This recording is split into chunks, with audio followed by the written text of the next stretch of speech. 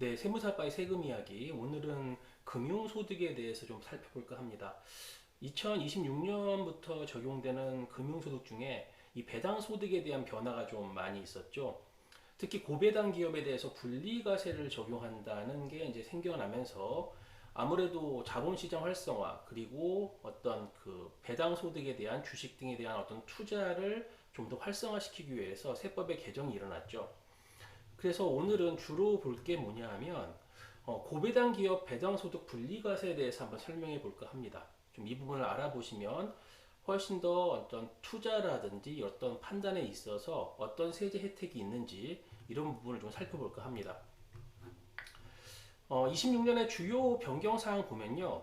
제일 중요한 건 이거예요. 배당소득에 대해서 분리과세를 도입했다는 게 되게 중요합니다. 여러분 이 분리과세라는 게 이게 완납적 원천징수 즉 뭐냐면 다른 소득과 합산하지 않고 이쪽에만 분리해서 과세함으로 납세 의무를 종결시키겠다. 과거에는 아니죠. 지금도 마찬가지로 고배당 기업을 제외하고는 모두 다 지금 2천만 원 초과시 종합과세하고 있잖아요. 예를 들어서 사업소득이 있다. 사업소득이 8천만 원이 있다.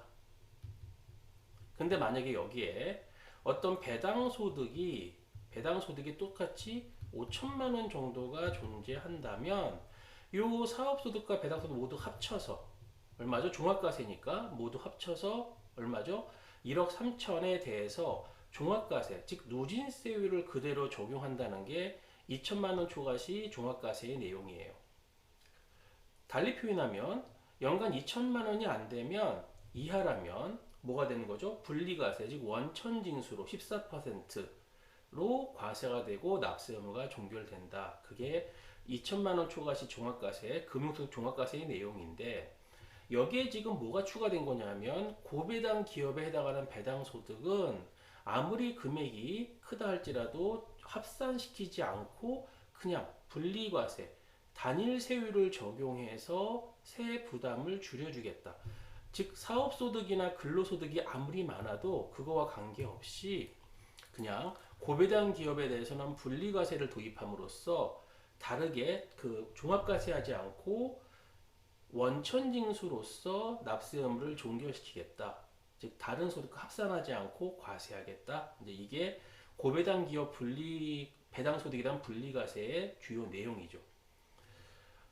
주식을 양도할 때 이 대주주의 기준을 낮춘다는 말이 나왔다가 그냥 기존의 금액이죠. 50억 원 그대로 유예를 했고요. 가상자산, 네, 이 가상자산 과세는 일단 유예가 됐어요. 2027년 시행이 되고, 자, 금투세라죠. 금융투자소득세는 일단 폐지가 됐습니다. 기존 양도소득세를 그대로 유지하고 있고요. 그리고 고배당 기업을 제외한 나머지 이자 배당 소득에 대해서는 여전히 금융소득 종합과세 2천만 원 초과시 종합과세가 그대로 적용되고 있습니다. 그러면 자세히 살펴볼 게 뭐죠? 고배당 기업의 배당 소득의 분리과세입니다. 자, 보면 자, 2026년 1월 1일부터 기업의 배당 확대를 유도하고 자본시장 활성화를 위해 고배당 상장법인으로부터 받은 배당 소득을 종합소득에서 제외하고 별도로 과세하는 제도가 시행이 된다. 네, 다른 소득과 합산하지 않고 별도로 과세하겠다. 분리해서. 이유는 뭐 기업의 가치를 높이고 배당 성향을 뭐 재고를 유도하고 그리고 이제 고액 금융소득자의 세금 부담 완화를 통해서 더욱더 이쪽에 투자가 일어날 수 있도록 실질적인 어떤 세율 인하 효과가 존재한다. 배당 소득에 대해서 네, 한번 살펴보겠습니다. 그 내용을. 그렇다면은 고배당 기업은 어떤 기업을 얘기하는 것인가? 자, 읽어볼게요. 2026년에 지급하는 배당을 기준으로 고배당 기업이 되기 위해서는 전년도 대비 현금 배당 총액이 줄어들지 않아야 한다. 즉 뭐냐면 배당의 연속성이 존재해야 된다는 얘기죠. 그래서 다음 중 하나를 즉 1번이나 2번 중 하나를 충족해야 되는데 배당 성향이 40%를 초과한다. 즉 당기 순이익 대비 현금 배당금 비율이 40%를 초과하는 기업이거나 아니면 배당이 성장하고 있는 거죠. 배당 성향이 25% 이상이면서 직전 3개년 22, 23, 24 평균 배당 대비 5% 이상 증가한 기업이다. 결국 뭐냐면 아예 배당 성향이 아예 높거나 아니면 25% 이상이면서 5% 이상 증액이 됐거나 성장 중에 있거나 둘 중 하나에 해당이 돼야만 고배당 기업에 해당이 된다는 얘기죠. 그리고 이제 추가 의무사항이 있는데 뭐냐면 이 고배당 기업이 지정되어 특례를 적용받기 위해서는 한국거래소에 기업가치 재고 계획을 공시해야 되고 필수 공개 내용은 배당 세황이라든가 구체적 배당 금액 등 이런 것들을 공개해야 합니다. 그리고 뭐 참고로 배당 성향을 어떻게 계산하느냐 당기 순이익분의 현금 배당 총액 이렇게 계산을 합니다. 그래서 이 현금 배당 총액은 실제 지급된 현금 배당만을 기준으로 한다 이렇게 생각하시면 되죠. 그래서 배당 성향이 40% 이상이거나 여기 해당되거나 또는 25% 이상인데 직전 3년 동안 5% 이상의 성장을 했던 기업을 대상으로 해주고 요런 추가적인 의무를 지킨 기업이 이 고배당 기업이 되는 거죠. 그러면 이 고배당 기업으로부터 배당을 받았다면 어떤 효과, 어떤 분리과세가 적용되는가? 자, 살펴보면요. 2천만 원 이하는 뭐 14% 동일합니다. 그런데 이제 여기부터죠. 이 효과가 나타나는 실질적인 구간은 이제 여기부터라는 거죠. 3억 이하에 대해서는 20%로 과세하고 그리고 50억 원, 3억 초과 50억 원 이하에 대해서는 25%로 과세하는데 이게 상당히 낮은 세율 구간이라는 거죠. 기본적으로. 이게 상당히 낮은 세율 구간인데 왜 그러냐면 여러분 보면 이게 원래대로 세율로 간다면 되게 높은 세율이 돼야 돼요. 엄청나게 높은 세율이 돼야 되는데 이거 한번 살펴보면요. 볼까요? 네.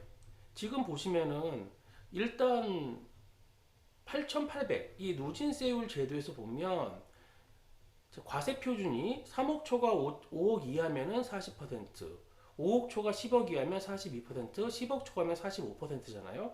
근데 실질적으로 이렇게 높은 세율, 즉 뭐 1억 5천 초과 3억 이하는 38%, 8,800 초과 1억 5천 이하는 35%. 상당히 이 8,800 초과부터 이 높은 세율이 적용되는데 35, 38, 40, 42, 45 이렇게 높은 세율이 적용이 되죠. 그렇죠? 그런데 이렇게 높은 세율 합산과 높은 세율이 적용되는 어떤 종합과세하지 않고 그냥 분리해서 이 배당 소득만 따로 과세하겠다. 3억 이하면 20%, 3억 초과 50억 이하는 25% 이렇게 단일 세율로 과세함으로써 엄청난 세금 절감 효과를 주는 거죠. 기본적으로. 아까 보셨듯이 35%, 38%, 42%, 45% 구간인데 이걸 20에서 25 이렇게 낮게 과세하다 보니까 세금량이 확실히 줄어듭니다. 기본적으로. 그래서 보면은 45% 나가는 종합소득세율보다 현저히 낮은 수준으로 그렇죠. 최고세율 45%였는데 아무리 높아도 30%니까 상당히 높은 감면이 존재하는 거죠. 세금이 줄어드는 거죠.